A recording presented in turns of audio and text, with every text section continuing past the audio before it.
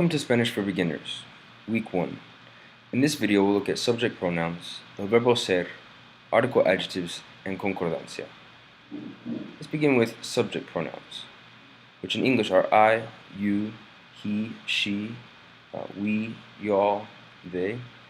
And in Spanish, you'll notice there are two forms of the verb you and also two forms of the verb y'all, which have to do with one is formal and one is informal.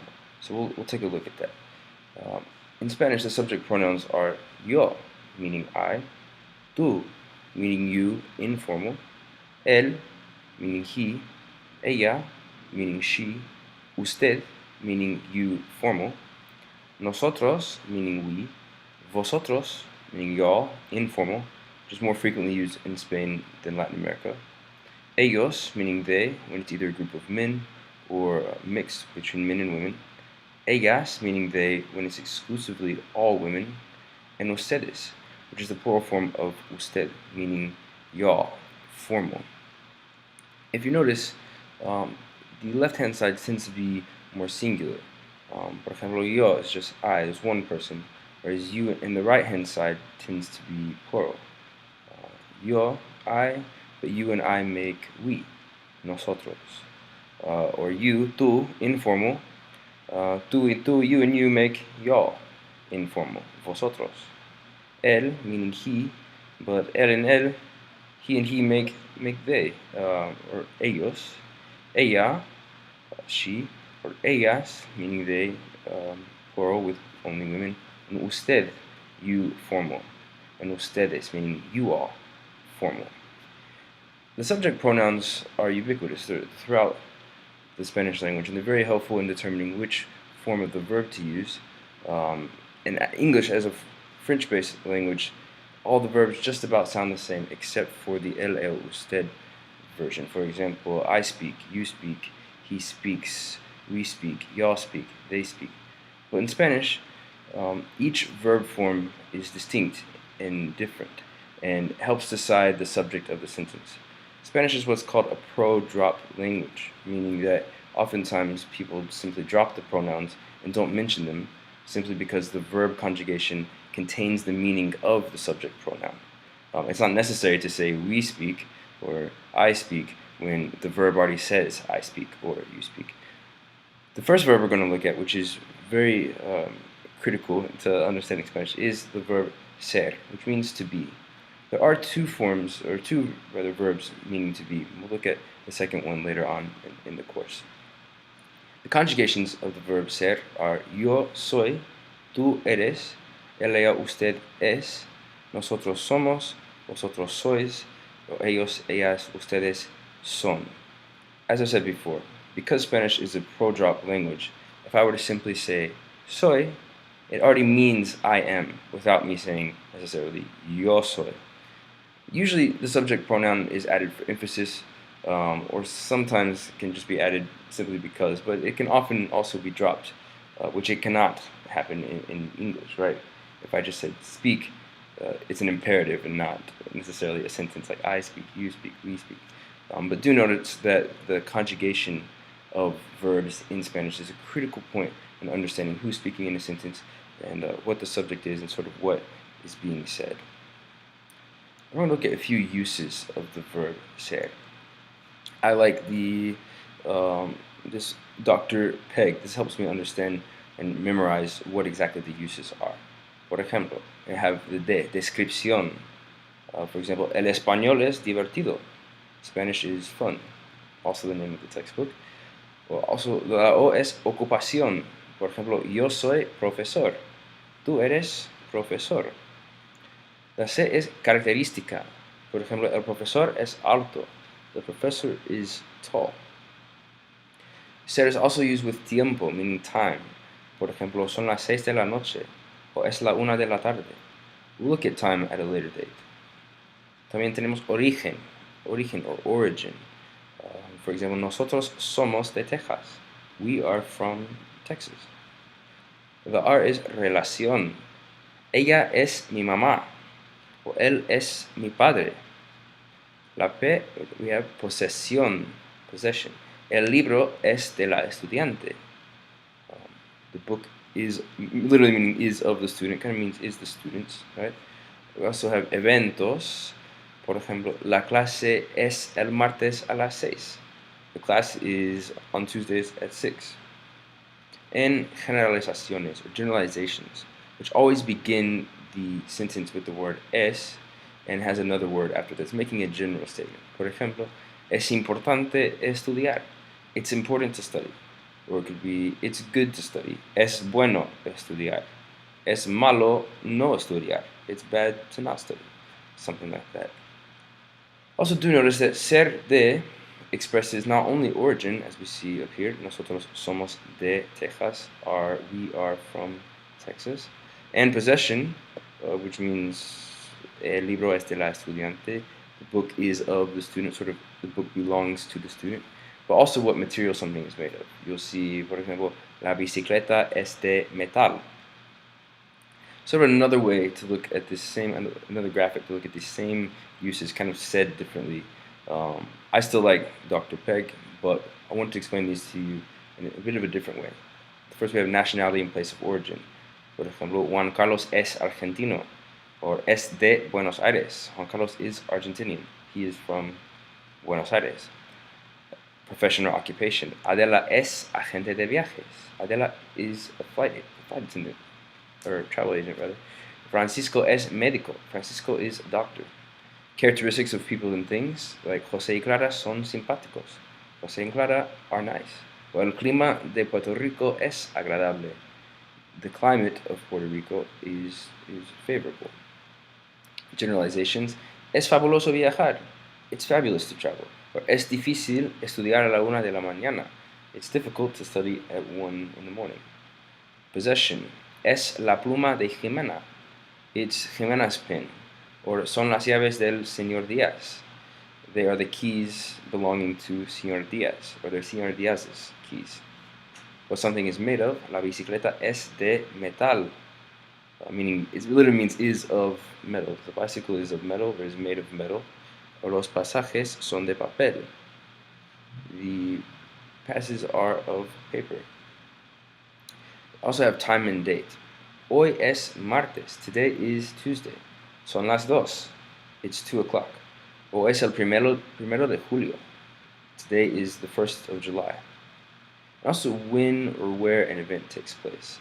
For example, el partido es en el Estadio Santa Fe. The game is in Santa Fe Stadium. Or la conferencia es a las 7. The conference is at 7. Now we're going to take a look at definite articles, which in English translate to the word the, right? There are 4 of them in Spanish, and they, generally speaking, depend greatly on what the word ends in. There are several exceptions that we'll look at in a minute, but generally speaking, singular masculine nouns that begin in the letter O always use the singular masculine definite article el. For example, el abuelo, the grandfather, el hermano, the brother. There are a few other ones that it would be helpful to be aware of. For example, words that end in ma, pa, and ta tend to be masculine words, like el problema, or el mapa, el planeta. Even though they end in the letter A, they're a bit exceptional, and they're almost always masculine. Also, words that end in ista can be either masculine or feminine. For example, el dentista, el taxista, the dentist or the taxi driver. And also words that end in or are always masculine. El profesor, el doctor, something like that. For la, the singular feminine definite article, this definite article is used for nouns that end in the letter A. For example, la abuela or la hermana, the grandmother and the sister. Also, words that end in dad will always be feminine. For example, la integridad, integrity, or la felicidad, happiness. Also, words that end in sion, which in English end in tion, like la nación, the nation, or la organización, the organization. As I said before, words that end in ista can often be both, and the words don't change. La dentista, the female dentist, or la taxista, the female taxi driver. And also words that end in ora are always feminine. and they reflect the gender of the person who does them. For example, la profesora, the female professor, or la doctora, the female doctor, versus el profesor, the male professor, or el doctor, the male doctor. So these are just the singular definite articles. There are also plural definite articles, which are los and las. The plural masculine words might end in things like os, for example, los hijos, or the sons, or it could be children. Also MAS, like los problemas, los sistemas. PAS, like mapas, los mapas is a great example. TAS, like los planetas, or los demócratas. También, as I said before, ista, even plural, tends also to be, can either be masculine or feminine. Los dentistas, the dentists in general, like it could be also a group of male dentists. For plural feminine words, they almost always end in as. For example, las hijas, the daughter, or the children, usually can be translated as daughters, but also all children that are female. Also, words that end in dad become plural to dades, like las humanidades, the humanities. Sion becomes siones, as it's plural, las canciones, the songs. As I said before, istas would keep the las, like las dentistas, the female dentists. Do know there are a few exceptions, which I'll explain. For singular masculine with el, words that have a natural stress on the second to last syllable and begin in a, like agua or alma, they tend to make it masculine because they don't want this a and this a to run together. It would otherwise be la agua or la alma. So that they put, when it's singular, a masculine article in front of it, el agua, the water, or el alma, the soul. But it is in essence a feminine word, and when it is made plural, it does take the feminine definite article, las aguas, or las almas. Also, as I said before, words in mapata, like el clima, el mapa, el dalmata, the climate, the map, the Dalmatian, all are always masculine. Several exceptions to know in for as far as feminine words tend to be la mano, which is hand. It does end in o, but it is always la. Also la radio, which before used to be la radiografía, radiograph, but everyone now just says la radio. And it looks masculine, but it's feminine because it began as la radiografía. Same thing with la foto, which or photograph. It used to be la fotografía, but now many people just say foto, and it is la foto. Or also la moto, which really began, and some people still say sometimes la motocicleta, motorcycle. But shortened, it tends to be moto, and it takes the feminine definite article, la. One huge concept in the Spanish language to be aware of is the notion of concordancia, or agreement. Unlike English, the endings of nouns, articles, and adjectives in Spanish must match to reflect the relation and modification of one another. This is highly important for people to understand each other and know what is being said about what exact thing. And of course, as in English, verbs must also agree with their corresponding subject, which has to do with concordancia as well. The part that English doesn't have is this notion of the endings of nouns, articles, and adjectives all ending in the same letters in order to denote that they are modifying each other. For example, we have a word like chico, meaning boy. We know that it is singular and masculine.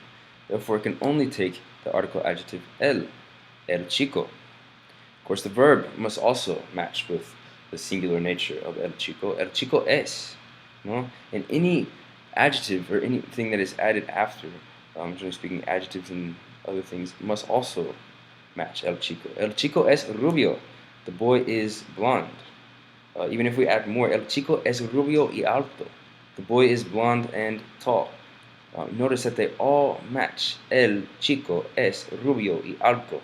And it couldn't be any other way. And if it were, Spanish speakers wouldn't really understand exactly what's being said. The notion of concordancia is that these things must agree in Spanish in order for everyone to understand that blonde and tall are referring to boy, and also that el is referring to chico. It could easily change. For example, we have the word chica. It will be la chica es rubia y alta.